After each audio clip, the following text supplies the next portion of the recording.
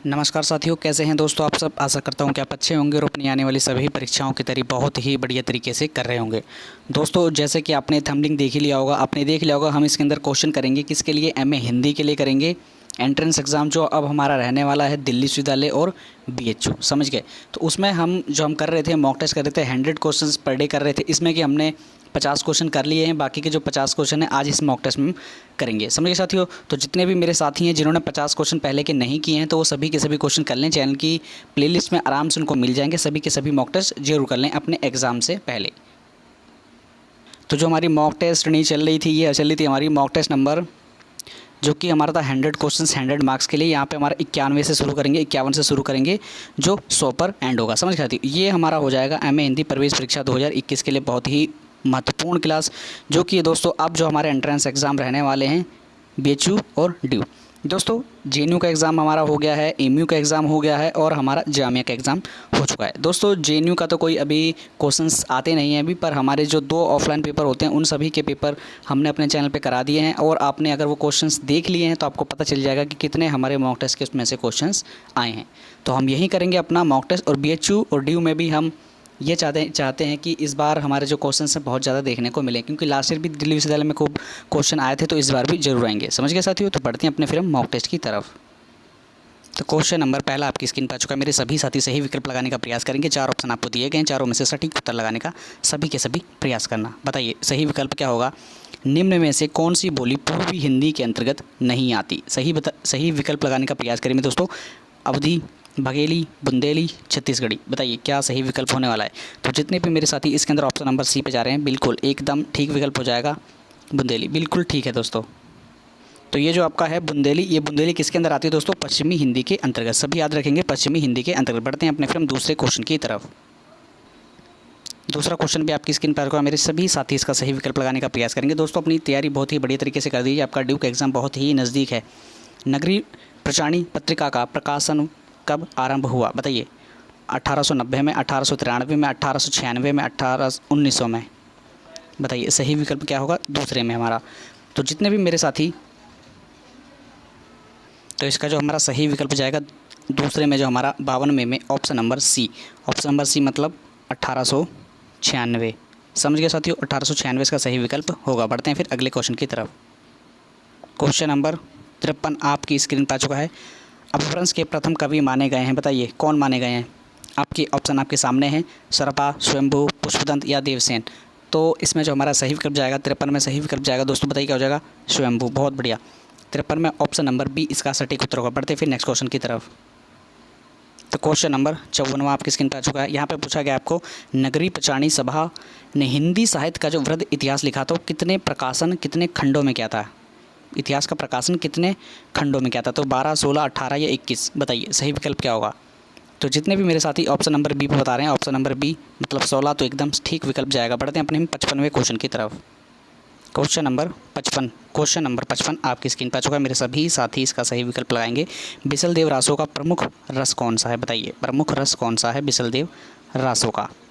बताइए वीर रस, श्रृंगार रस, शांत रस या भक्ति रस। ऑप्शन इसका सही विकल्प क्या होगा। तो मेरे जितने भी साथी श्रृंगार रस बोल रहे हैं तो एकदम सही विकल्प चला जाएगा। बढ़ते हैं अपने फिर 56वें क्वेश्चन की तरफ। यहाँ दोस्तों आपको कथन दिया गया, आपको बताना है ये किसका कथन है। तो यहाँ पे हम पढ़ेंगे क्या है इसका। डॉक्टर बच्चन सिंह ने किसके लिए कहा है कि एक राजनीतिक महाकाव्य है। यह एक राजनीतिक महाकाव्य है। दूसरे शब्दों में राजनीति की महाकाव्यात्मक त्रासदी है। तो ये इसके सही विकल्प थे। बताइए इनमें से सही विकल्प क्या होगा। और ये हैं आपके पृथ्वीराज रासो, बिसलदेव रासो, पद्मावत या अपना परमाल रासो। तो ये है आपका किसके लिए कहा था। तो 56 में हमारा सही विकल्प बताइए दोस्तों क्या हो जाएगा। तो 56 में हमारा जो सही विकल्प जाएगा, तो जितने भी मेरे साथी बोल रहे हैं पृथ्वीराज रासो, तो ऑप्शन नंबर ए बिल्कुल सही विकल्प जाने वाला है। बढ़ते अपने नेक्स्ट क्वेश्चन की तरफ। 97वें क्वेश्चन में आपसे पूछा गया है कि ये पंक्तियाँ किसकी हैं। तो मेरे सभी साथी इसका सही विकल्प लगाने का प्रयास करेंगे। जितने भी मेरे साथी दिल्ली विश्वविद्यालय का एग्ज़ाम दे रहे हैं और बीएचयू का एग्ज़ाम दे रहे हैं, उन सभी को मैं कहना चाहूँगा दोस्तों, अभी आपके मॉक टेस्ट आएंगे 28 तारीख तक। तो सभी के सभी जितने भी मॉक टेस्ट आए सभी के सभी जरूर कर लेना, क्योंकि अति महत्वपूर्ण प्रश्न हो रहे हैं यहाँ पे आपके। तो बताइए इसका सही विकल्प क्या होगा।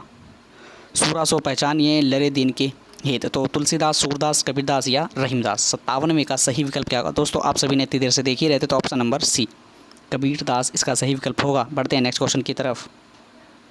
यहाँ आपका जो क्वेश्चन है 58वां क्वेश्चन है। यहाँ पूछा गया आपको कि श्रृंगार रस के कट्टर विरोधी थे। बताइए कट्टर विरोधी कौन थे श्रृंगार रस का? बताइए कबीरदास जी, दातूदयाल जी, सुंदरदास जी या मलूदास जी। तो 58वें का हमारा सही विकल्प क्या होगा? मैं आप सभी से आशा करता हूँ सही विकल्प लगाएंगे आप, तो सुंदरदास जी। बहुत बढ़िया दोस्तों, 58वें का हमारा करेक्ट आंसर होगा ऑप्शन नंबर सी। बढ़ते हैं नेक्स्ट क्वेश्चन की तरफ।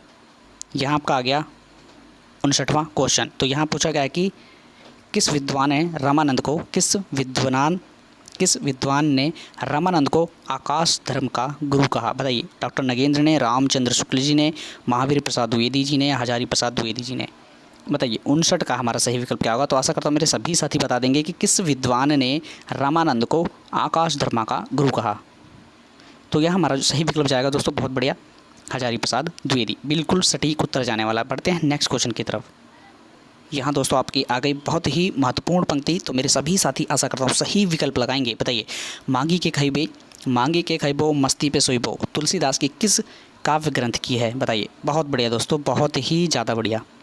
मेरे सभी जितने भी साथी इस समय लाइव हैं, सभी के सभी मैं कहना चाहूँगा दोस्तों, वीडियो को लाइक नहीं किया तो वीडियो को लाइक जरूर कर दे दोस्तों। बहुत मेहनत लगती है आप सभी के लिए एक एक क्वेश्चन सटीक बनाने में, उसका उत्तर खोजने में, और सभी के सभी जो क्वेश्चन बहुत महत्वपूर्ण होते हैं। तो 60 का जो हमारा सही विकल्प चला जाएगा दोस्तों, ऑप्शन नंबर बी कवितावली। बहुत बढ़िया दोस्तों, ऑप्शन नंबर बी कवितावली। बढ़ते हैं नेक्स्ट क्वेश्चन की तरफ।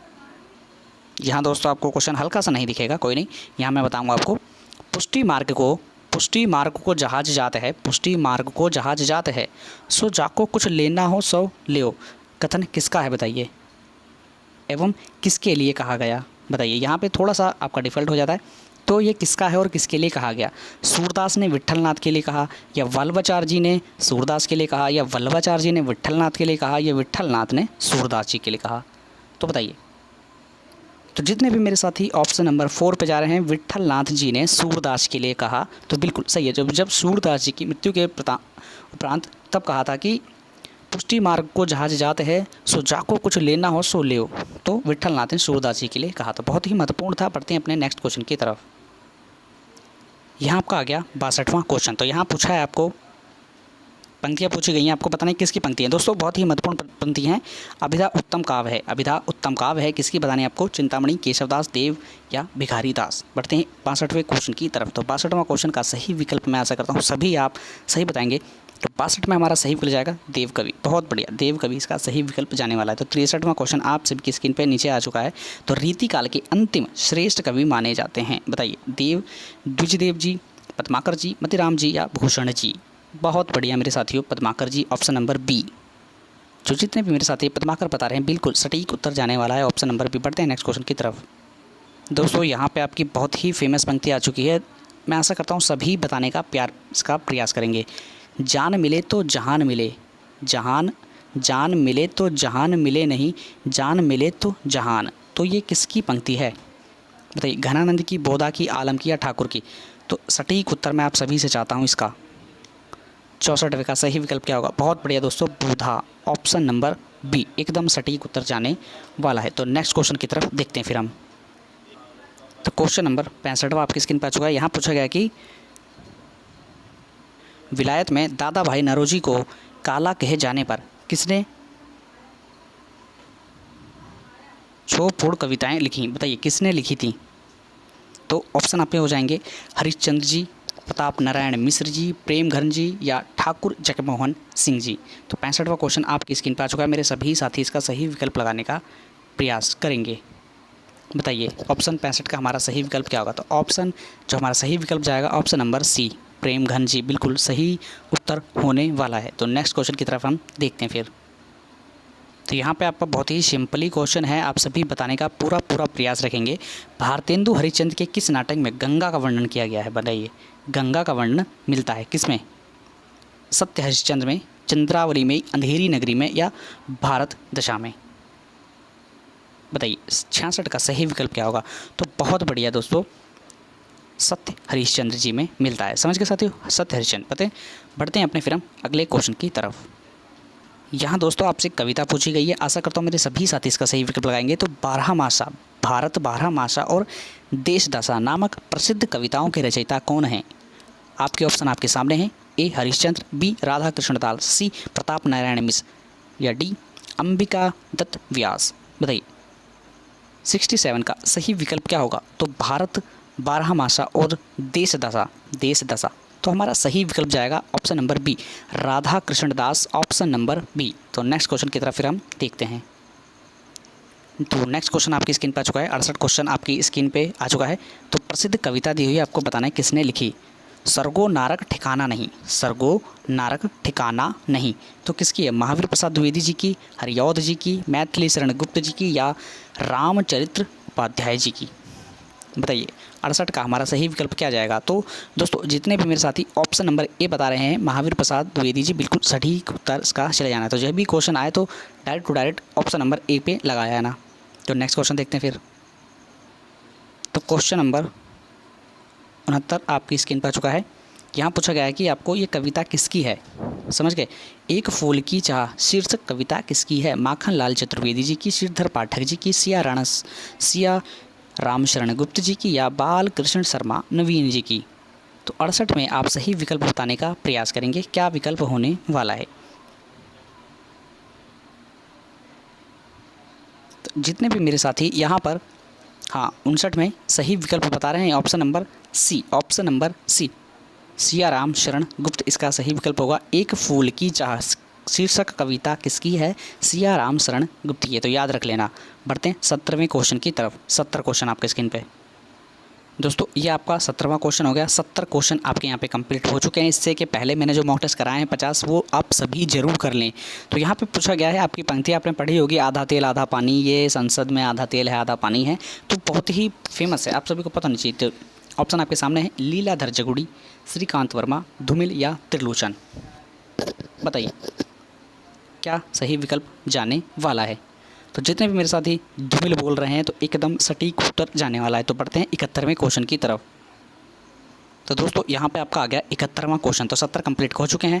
यहाँ पे बताना है इनमें से एक शब्द की वर्तनी अशुद्ध है, अशुद्ध मतलब गलत है। बताइए कौन सी है ऐसी, देख लीजिए। तो आशा करता हूँ मेरे सभी साथी इसका सही विकल्प लगाने का प्रयास करेंगे। तो बताइए दोस्तों इसका सही विकल्प क्या होगा? तो दोस्तों यहाँ जो हमारा 71वें का सही विकल्प चला जाएगा द्वारिका। दोस्तों द्वारिका है इसका सही विकल्प। अशुद्ध वर्तनी का पूछा गया था, तो ऑप्शन नंबर ए इसका सटीक उत्तर होगा। बढ़ते हैं 72वें क्वेश्चन की तरफ। तो यहाँ पे आपका आ गया है 72वां क्वेश्चन। तो मेरे जितने भी साथी हैं इसका सही विकल्प लगाने का प्रयास करेंगे। तो 72वें क्वेश्चन में आप सभी से पूछा गया कि सम्मेलन पत्रिका का जो प्रकाशन होता है वो कहाँ से होता है? बताइए दिल्ली से, बनारस से, कलकत्ता से या इलाहाबाद से। तो 72 में जो हमारा सही विकल्प जाएगा दोस्तों, बताइए क्या हो जाएगा? सम्मेलन पत्रिका प्रकाशन कहाँ से हुआ है? ऑप्शन नंबर डी इलाहाबाद, बिल्कुल सटीक उत्तर होने वाला है। तो बढ़ते हैं नेक्स्ट क्वेश्चन की तरफ। दोस्तों यहाँ पे आपका आ चुका है 73वां क्वेश्चन। आशा करता हूँ मेरे सभी साथी इसका सही विकल्प लगाएंगे। तो यहाँ पूछा गया आपको सिंपली निम्नलिखित में से किसने किसी भी पत्रिका का संपादन नहीं किया था? तो राजेंद्र यादव जी ने, धर्मवीर भारती जी ने या अज्ञे जी ने या अपना भीष्म साहनी जी ने। बताइए ऐसे कौन हैं इनमें से संपादन जिन्होंने नहीं किया था? तो यहाँ हमारा जो देखेंगे 73 में जो हमारा सही विकल्प जाएगा, तो किसी भी पत्रिका का जो प्रकाशन नहीं किया था, तो हमारा मैं बता दूँ आप सभी को राजेंद्र यादव सही है, धर्मवीर भारती जी ने करा था, अज्ञे जी ने कहा था। पर यहाँ पर हम देखेंगे भीष्म साहनी, तो बिल्कुल गलत हो जाएगा। तो भीष्म साहनी इसका सही विकल्प होने वाला था। तो देख लीजिए। बढ़ते हैं अपने फिर हम नेक्स्ट क्वेश्चन की तरफ। तो यहाँ पे आपके आ गया है नेक्स्ट क्वेश्चन। तो यहाँ बताएंगे आप हिंदी समाचार पत्र बंगदूत का जो है प्रकाशन कब हुआ था, प्रकाशित कब हुई थी? बताइए 1826 में, 1829 में, 1834 में या 1844? बताइए सही विकल्प क्या होगा? 74 में मेरे सभी साथी इसका सही विकल्प बताएंगे दोस्तों क्या होने वाला है। तो आशा करता हूँ मेरे सभी साथियों ने इसका लगा लिया। तो ऑप्शन नंबर बी 1829 बिल्कुल ठीक विकल्प होने वाला है। तो बढ़ते हैं नेक्स्ट क्वेश्चन की तरफ। तो नेक्स्ट क्वेश्चन भी दोस्तों आप सभी की स्क्रीन पर आ चुका। मेरे सभी साथी इस क्वेश्चन को भी लगाने का पूरा प्रयास करेंगे। आचार्य कुंतक ने वक्रोक्ति में कितने भेद माने हैं? 5, 6, 7 या 8? 75 में सही विकल्प क्या होगा? तो बिल्कुल सही दोस्तों, बिल्कुल सही। ऑप्शन नंबर बी 6 माने हैं, बिल्कुल 6 बिल्कुल ठीक विकल्प होने वाला है। तो नेक्स्ट क्वेश्चन की तरफ देखते हैं फिर। तो क्वेश्चन नंबर 76 आपकी स्क्रीन पर आ चुका है। यहाँ पूछा गया है कि रीति संप्रदाय से संबंधित काव्य शास्त्रीय ग्रंथ है? बताइए क्या विकल्प होने वाला है यहाँ पर। तो आशा करता हूँ मेरे सभी साथी इसका विकल्प लगा लिए होंगे। काव्य अलंकार सूत्र, काव्य दृश्य या काव्य दर्पण या काव्य अलंकार सूत्र वृद्धि। बताइए क्षेत्र का सही विकल्प क्या होगा। तो जितने मेरे साथी ऑप्शन नंबर ए बता रहे हैं काव्य अलंकार सूत्र, बिल्कुल क्षेत्र का ए आंसर जो है बिल्कुल ठीक होगा। समझ गए साथियों। तो नेक्स्ट क्वेश्चन अपना देख लेते हैं फिर हम। तो क्वेश्चन नंबर 77 आपकी स्क्रीन पर आ चुका है। यहाँ पूछा गया है कि आपको खड़ी बोली का जो पहला प्रयोग किसके द्वारा किया गया। खड़ी बोली का जो पहला प्रयोग है किसके द्वारा किया गया। बलदेव द्वारा, लल्लू लाल जी द्वारा, जॉन गिलक्रिस्ट द्वारा या सुनीता कुमार चटर्जी जी द्वारा। बताइए सही विकल्प क्या होने वाला है यहाँ पर। 77 का मेरे सही विकल्प दोस्तों आप सभी बता रहे हैं खड़ी बोली का जो सबसे पहले प्रयोग किया था किसने किया था। ऑप्शन नंबर बी बिल्कुल लल्लू लाल, बिल्कुल सही विकल्प होने वाला है। तो नेक्स्ट क्वेश्चन देखते हैं फिर। तो नेक्स्ट क्वेश्चन आपकी स्क्रीन पर आ चुका है। मेरे साथियों सभी जो हैं सही विकल्प लगाने का प्रयास करेंगे। दोस्तों जितने प्रश्न करा रहा हूँ बहुत ही महत्वपूर्ण है, एक भी प्रश्न छोड़ के मत जाइए। मैं आप सभी को बता रहा हूँ जो छोड़ के चले जा रहे हैं उन सभी का घाटा है। मैं उन सभी को नहीं बोलूँगा। जो अपनी क्लास बढ़िया से करेंगे और बढ़िया से जो मैं कह रहा हूँ मेहनत करेंगे, सफलता उसी को ही मिलेगी। समझ गए। ये आप सभी को पता है कि जो मेहनत करता है सफलता उसी को मिलती है। जो मेहनत नहीं करता उसकी सफलता की आस वो छोड़ दे। मैं आप सभी को बोल दूँ आचार्य भरत मुनि के अनुसार दोस्तों यहाँ पे आपका क्वेश्चन है आचार्य भरत मुनि ने गुणों की संख्या कितनी मानी है। बताइए कितना हो जाएगा। 7, 10, 13, 18। बताइए भरत मुनि ने गुणों की संख्या कितनी मानी है। 78 में। बहुत बढ़िया। 10। बिल्कुल बिल्कुल बिल्कुल बहुत ही ज़्यादा बढ़िया। तो 10 मानी है। कितनी। 10 मानी है। तो नेक्स्ट क्वेश्चन की तरफ देखते हैं फिर हम। तो नेक्स्ट क्वेश्चन भी दोस्तों आप सभी की स्क्रीन पर मेरे सभी साथी सही विकल्प लगाने का प्रयास करेंगे। मम्मट किस संप्रदाय के आचार्य हैं। बताइए मम्मट जो हैं किस संप्रदाय के आचार्य हैं। तो आशा करता हूँ मेरे सभी साथी इसका सही विकल्प लगाएंगे। दोस्तों बहुत ही ज़्यादा बढ़िया, बहुत बढ़िया। आप सभी के जो कमेंट आ रहे हैं मैं देख रहा हूँ, बहुत बढ़िया। तो ऑप्शन नंबर सी इसका सही विकल्प होगा। बहुत बढ़िया दोस्तों। आपका 80वां क्वेश्चन है। 80 क्वेश्चन आपके कंप्लीट हो चुके हैं। निम्नलिखित व्यंजनों में कौन महाप्राण है। बताइए कौन सा इसका सही विकल्प होगा। तो 4 ऑप्शन आपके सामने दिए गए हैं। तो 80 का मैं सभी जानता हूँ, मेरे सभी साथी इसका सही विकल्प होंगे। तो ठा बिल्कुल ऑप्शन नंबर डी इसका सही विकल्प होने वाला है। तो नेक्स्ट क्वेश्चन देखते हैं फिर। तो क्वेश्चन नंबर 81 आपकी स्क्रीन पर चुका है। यहाँ पूछा गया निम्नलिखित में से कौन सी पश्चिमी हिंदी की बोली नहीं है। तो बताइए बहुत ही बढ़िया क्वेश्चन है दोस्तों। दिल्ली विश्वविद्यालय वाले आप सभी के एंट्रेंस में ये क्वेश्चन आया हुआ है। अब मुझे ये नहीं पता कि 18, 19, 20 में से कौन से ईयर में आया, पर ये इतना पता है मुझे क्योंकि मैंने पेपर सॉल्यूशन कराया था। तो मुझे इतना याद है कि ये किसी ना किसी क्वेश्चन में आया था। तो 81 का मेरे सभी साथी जो बता रहे हैं बिल्कुल डोगरी इसका ऑप्शन हो जाएगा। ऑप्शन नंबर डी बिल्कुल डी, ऑप्शन नंबर डी हो जाएगा। तो ये सब जो बोलियाँ हैं ना पश्चिमी हिंदी की आएंगी, ब्रजभाषा, कन्नौजी और जो आपका ये आ रही है बी। तो डी जो है आपका ना ये नहीं है। समझ गए। यहाँ नहीं पूछा था कौन सी पश्चिमी हिंदी की नहीं है। तो बढ़ते हैं 82वें क्वेश्चन की तरफ। दोस्तों जो हमारा 82वां क्वेश्चन है इसमें हम थोड़ा बेची वालों को भी लेके चलेंगे। तो यहाँ पे मैंने पूछा है इस क्वेश्चन में केवल सिंपली कि शुद्ध वर्तनी का प्रयोग करिए। शुद्ध वर्तनी बताइए। तो प्रयोग ऐतिहासिक जो हम लिखते हैं वो इन चारों में से क्या होगा। इन चारों में से देख लीजिए। बहुत बढ़िया दोस्तों। 82 का बी बहुत बढ़िया। प्रयोग ऐतिहासिक जो हम इस प्रकार से लिखते हैं 82 में। 83वां देख लीजिए आपकी स्क्रीन पे आ रहा है नीचे ये। तो सभी साथी इसका सही विकल्प लगाएंगे। 83 का कौन सी रचना कालिदास जी की नहीं है। बताइए सब आपने पढ़ी हैं तो आप इसका सही विकल्प लगाने में पूरा तत्पर रहेंगे और सही विकल्प बताएंगे मैं आशा करता हूँ। बहुत बढ़िया बहुत बढ़िया। ऑप्शन नंबर सी बुद्ध चरित्र। बहुत बढ़िया दोस्तों। 83 का जितने मेरे साथी बुद्ध चरित्र बोल रहे हैं तो बिल्कुल ठीक हो जाएगा। 84वां क्वेश्चन देखते हैं फिर। तो क्वेश्चन नंबर 84 और 85 आपकी स्क्रीन पर। इनमें 84 में पूछा गया कि कौन सी कृति भवभूति की नहीं है। भवभूति की नहीं है। तो महावीर चरित्र, मालती माधव, उत्तर रामचरित्र या कर्पूर मंजरी। तो बताइए 84 का सही विकल्प क्या होगा। 84 सही विकल्प बहुत बड़े दोस्तों। ऑप्शन नंबर डी बिल्कुल सही विकल्प जाने वाला है। तो 85वें क्वेश्चन पे आपकी स्क्रीन पे लगा हुआ है। तो 85 का भी बता दीजिए क्या आंसर होने वाला है हमारा। मृच्छकटिकम के रचयिता के नाम बताइए कौन है। बताइए बिल्कुल 85 का मेरे जितने भी साथी ऑप्शन नंबर बी बोल रहे हैं बिल्कुल सटीक उत्तर होने वाला है। 85 का बी एकदम सटीक उत्तर है। तो 86वां क्वेश्चन देखते हैं फिर। तो क्वेश्चन नंबर 86 भी आपकी स्क्रीन पर आ चुका है। सभी साथी इसका सही विकल्प लगाएंगे। तो किस छायावादी कवि ने संवाद शैली का सर्वाधिक उपयोग किया? तो यहाँ जो हमारा सही विकल्प चला जाएगा दोस्तों, बता दूं, जयशंकर प्रसाद, महादेवी वर्मा, सुमित्रानंदन पंत और सूर्यकांत त्रिपाठी नेहरा। तो किस छायावादी कवि ने संवाद शैली का जो सर्वाधिक प्रयोग किया था? तो ऑप्शन नंबर डी, बिल्कुल option number D, Suryakant Tripathi Nirala हो जाएगा। जितने मेरे साथी ऑप्शन नंबर डी बोल रहे हैं तो बहुत बढ़िया। बढ़ते हैं 37वें 87 क्वेश्चन की तरफ। यहाँ क्वेश्चन आपसे क्वेश्चन दोस्तों पूछा गया 87 में, अकाल और उसके बाद नामक कविता के रचनाकार कौन है? तो बता दीजिए। Option number A Kedarnath Agrawal, B Trilochan, C Nagarjun या इनमें से कोई नहीं।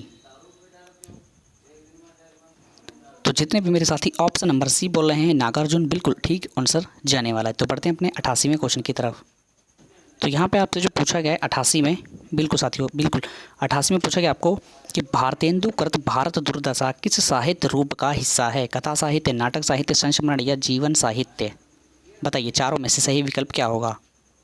तो जितने भी मेरे साथी ऑप्शन नंबर बी बोल रहे हैं नाटक साहित्य, बिल्कुल सही विकल्प जाने वाला है मेरे दोस्तों, नाटक साहित्य। बढ़ते हैं नेक्स्ट क्वेश्चन की तरफ। दोस्तों यहाँ पे आपके दो क्वेश्चन आ चुके हैं, 89 और 90।